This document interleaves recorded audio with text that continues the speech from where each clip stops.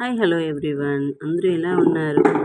ఈరోజైతే నాకు హాలిడే ఉందండి. అందుకోసమని నేను ఈరోజు వీడియోలో చూస్తున్నారు కదా, ఇవేంటనేది ఐడియా వచ్చిందండి మీకు. ఐడియా రాకపోతే మాత్రం నేను తర్వాత చెప్తాను. ప్రస్తుతానికైతే ఇవి తీసుకొని 1 మంత్ అవుతుంది, కానీ ఇప్పటి వరకు నేను ఇవి చేయలేదు.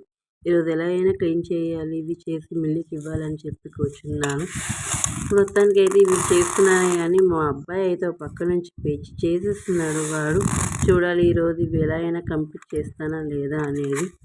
ఈరోజైతే నేను ఇంకా నాకు అసలు టైం ఖాళీ ఉన్నా కూడా ఏ పనులు జరగలేదండి.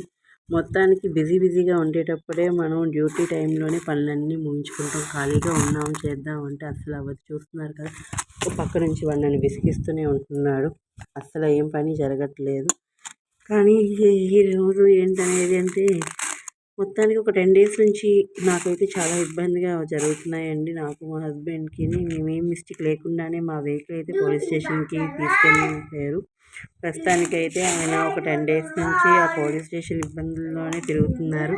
ఇయర్ స్టార్టింగ్లోనే మాకు ఈ రకంగా ఉంది. ఇయర్ ఎండింగ్ వచ్చేటప్పటికి ఇంకెన్ని ఇబ్బందులు వస్తాయో ఏంటో. ఈ 2025 అనేది ఇంకా మాకు బాగా కలిసి రాలినట్లుంది. కలిసి వచ్చేది లేదు. ఏమైనా కూడా మన కర్మ ఫలితం అనేది చాలా ఉంటుందండి. మన లైఫ్లో అన్నీ అనుభవించాలి, అది నేనైతే ఖచ్చితంగా నమ్ముతాను. ఏం జరిగినా కూడా అంతా మన మంచిగా అనుకుంటాను. ఇలాంటిది ఏదో జరిగింది అని ఇబ్బంది పడి బాధపడే కన్నా ఇలా ఎందుకు జరిగింది అనేది నెక్స్ట్ టైం మనకి ఒక గుణపాఠంగా ఉంటుందని నేను అనుకుంటున్నాను.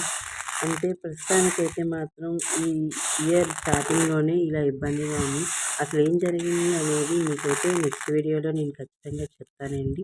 ప్రస్తుతానికైతే దాంట్లోనే చికాకుగా ఉన్నాము. వాట్ ఎవర్ థింగ్ ఏదైనా మన మంచికి. Bye everyone.